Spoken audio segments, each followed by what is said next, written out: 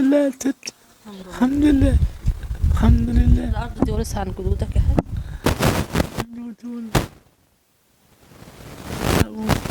ورثها من والدك. نزلت قرية سنجاه التابعة لمركز ومدينة كفر صقر عشان نرصد لكم أحداث مؤسفة. كلنا عارفين مشاكل الفلاحين، كل واحد ليه مسأة بيطمع فيه أو بيطمع كمان في مسأة جاره، فبتكون النتيجة إيه؟ تبوير الأرض الزراعية. في قرار رئاسي بعدم تبوير الأرض الزراعية، ومن يتسبب فيه بيحاكم قضائيا. حفاظا على الرقعة الزراعية نزلنا عشان نرصد استغاثة المزارعين. أهلا وسهلا بحضرتك. بعتولنا ليه يا فندم؟ سيادتك يا فندم شايفه الارض بايره والناس قطعوا المسجد بتاعنا. بنجا خشيت لهم طيب احنا لازم نكون صراحة في كل كلمة احنا بنقولها. احنا طبعا برنامجنا حيادي وحق الرد مكفول للجميع، مش مع حد ضد حد، احنا جايين نرصد حقائق. الحاج قال لي ان هو اللي تنازل عن المسألة بتاعه للطرف التاني. لا لا يا ابله، مش اتنازل للناس التانية. هو وافق ان هم يقطعوا، هو وافق، قال يعني هم اقنعوه كان بحاجة. شغال. لكن لما تعب وراح شاف المنظر، طبعا ابوي ما بيسرحش وقرب يسافر. واخوي الكبير دي طبعا ايام. يعني مش الحاج كان موافق؟ لا لا الحاج مش كان موافق، لكن اخوي الكبير ده بطلوا له المكنه مرتين ثلاثه. وانا طبعا بسافر. ولما انا جيت رحت لهم البيت، اتكلمت معاهم بالراحه، قال لي اللي هيروح هناك هقطع وهعمل وهسوي فيه. قلت انا مش بشاك، انا معايا الشرطه على طول، انا مش بشاك وهنشكي. قال لي يا عم روح. يعني انتوا كان لكم مسأة وهم ليهم مسأة. ايوه. هم دلوقتي عايزينكم هم دلوقتي ردموا المسأة بتاعكم. ايوه، والمسجد دي من فوق بتنفذ ومن ند ارضهم مقطوع ومن تحت متنفذ. يعني هم بس اللي راكبين ندهم. كان هم ليهم حق قانوني ان هم يعملوا كده؟ لا مش لهم حق بالقانون. معانا دي عقد ومعانا الورق بيه، الورق اهو. سيادتك الورق كلها بيجيبها.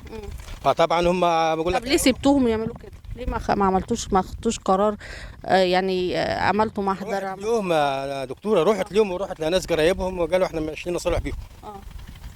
احنا مشينا نصالح بيهم. ما حاولتوش تفتحوه؟ لا نفتحها بالمشاكل بقى. احنا لا عايزين مشاكل ولا غير، لكن هم طبعا عارفين الحكومه، وفي واحد في الاصلاح الزراعي وعارف الدنيا. ما حدش فوق القانون، ما حدش فوق القانون. احنا الحكومه. لا طبعا. ولكن احنا الحكومه. قلت ماشي يا ما احنا الحكومه انت الحكومه، مفيش مشكله. كانت نتيجه عن ذلك الارض برد زي ما حضراتكم شايفين. ارض اخوالها اهي، هي لها جيد واحنا لنا جيد. اخوالها هم الارض اللي في احنا ده. فين البيت بتاعك؟ فوق سيادتك فوق. يعني من الناحيه الثانيه. ما هنطلع من العريشه كده. فوق. طبعا يعني هو مقفول بس من ندو، من ند في الدين. ومن تحت الراجل اللي هو الارض اللي في احنا دي فاتح من ند.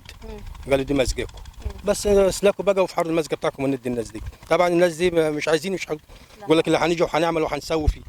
طب احنا مش عايزين مشاكل. كان على اثر ذلك الحاج جاله جلطه. ايوه. الله يسلمك، الله يخليك، ربنا يبارك فيكم. ونشوف الدنيا هتعمل ايه. وربنا يعلم مراتبكم. عايزين الجد ينفتح. الارض دي باكل منها 20 50 نفر زي ما انت شايفه حضرتك كده. كم دي 13 جرام. 13 جرام. هي العائل الوحيد للبيت بتاعك؟ كله. هي الارض دي بس زي ما انت شايف حضرتك، كل الارض زرعت الا هي، عشان ردموا المسجد ودخلوا جوا ارض. السنه دي كحرينا ومدخلينها جوا ارض. يقول لك انت ليك مسجد تاني. طب ودي مش جيدي، مش ملك. اسيب ملك واروح للي مش ملكي؟ اتعرف بحضرتك؟ والله فاهم محمد السيد. احنا اصحاب الارض اللي بايره، وطبعا الناس اللي هم قاطعين المسجد بتاعنا، قاطعين المسجد بتاعنا عايزين يحطونا في خليج بديل، ولكن ده ملكنا ومن حقنا ندور على ملكنا وارضنا. طب يعني هو بمزاجهم كده يحطوا هم خدوا القرار؟ هم خدوا القرار كده؟ هم واخدين قرار كده، وبيقول لك اللي هيجي لنا هنا هنموته. اخويا انا راح له البيت قال له لا، اللي هيروح هناك عندنا هنموته. باي حق يعملوا كده؟ هم كده. ولهم ناس طبعا في الجمعيه والدنيا كلها معاهم، واحنا لنا ربنا سبحانه وتعالى ثم سياده الرئيس سيد عبد الفتاح السيسي بنطلب حضرته يشوف لنا المشكله اللي احنا فيها. الارض بتاعتنا بايره والناس كلها زرع حوالينا اهيت، وعلى امام الناس كلها شايفه اهوت، واحنا هنروح فين؟ مش لنا الا ربنا ثم سياده الرئيس يبص لنا في بيار ارضنا. لنا اكتر من 40 نفر بناكل فيها، والراجل اللي جات له جلطه قاعد في البيت وانت حضرتك شفتيه. احنا نروح فين؟ انا عندي ربو على الصدر، انا كبير عندي كان استعداد امسك فيه، بس انا عندي ربو على الصدر وبتعالج. والبخاخه اهي انا ماشي بيها اهيت عشان برضو الناس تشوف اهوت وانا بتعالج بالبخاخ، ماشي بالبخاخ. ألف السلام عليكم والف لا ربنا بأس. كبير ولنا امر في ربنا سبحانه وتعالى. طيب هو المسألة بتاعكم كان ضررهم في حاجة؟ لا مش ضررهم في حاجه، دي مسجانه. امال ايه السبب ان هم يردموه؟ طبعا عشان طبعا قال لك هو شغل كده عافيه. في مسجه تاني لا، في مشاكل بينكم؟ مش بينا وبينهم حاجه والله. اه. والله ما بينا وبينهم حاجه خالص. ايه الهدف ان هم يضروكم في اكل عيش؟ الهدف ان هم يدخلوا ارضهم. المسألة الهدف يدخلوا، هيوسع الارض. هيوسع الارض. حاجه مش ملكه بيدخلها ملك الغير، يحطه هو ملكه ويوسع ويحطنا مع الناس. طبعا لما نيجي نبيع الارض دي مين مسجانه؟ فين مسجانه؟ يقول لك دور على مسجان، احنا فينا مسجان نروح فين؟ طبعا احنا دي مسجانه حق ارضنا اللي بايره دي. احنا طبعا انت هتشوف حضرتك اهو، وهتشوف هتطلع على الطبيعه، هتشوف الخليج وتشوف حضرتك اهو موجود. احنا مش بنشتغل على حاجه ولا احنا نفس ظالمين ولا بنفترى على حد. ان شاء الله هقول. ارضنا وارض الاجيال اللي طالعه، وطبعا العشم في ربنا سبحانه وتعالى ثم سياده الرئيس وللناس الوزاره والناس كلها اصحاب الحق، وبنلتمس العداله. بنلتمس العداله. وعلشان برنامجنا حيادي كان لازم يكون معانا طرف محايد. معانا جار متعرف بحضرتك؟ غيث محمد غيث. قول لي يا حاج، ايه اللي حاصل ما بين الطرفين؟ مين الغلطان؟ مين اللي له حق لهم الحاجه عشان لهم مسكه. يعني المسألة ده بتاعهم. صح. والطرف الثاني ملوش حق ان هو يردم. لا ماليش حق نردمه. ردموا بناء على ايه؟ دي مسكه لخصوص لنفسه ودي مسكه لنفسه. فهد المسكه. هدوا ليه؟ والله بقت هم طبعا هم اللي جرى من هنا ارضهم هنا وارضهم هنا وهدوا المسكه. المسألة ده بقى له كام سنة؟ من زين وعلقيه. نوعلق المسكه دي. ليه اتهدى النهارده بالزين؟